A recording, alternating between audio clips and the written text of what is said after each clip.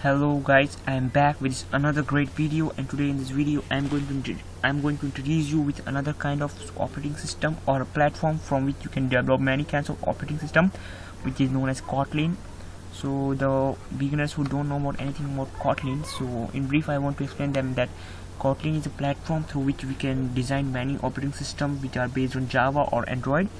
Kotlin is a basic byproduct of Google. Google has supported Kotlin, so I had decided that I can make a series on the Kotlin programming language, so all the beginners who does not have any idea related to Kotlin programming language, they can learn that how they can program and make different kind of operating system based on Java and Java.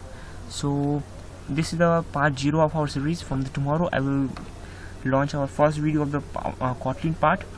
So I hope you will like the content, and thanks for watching us.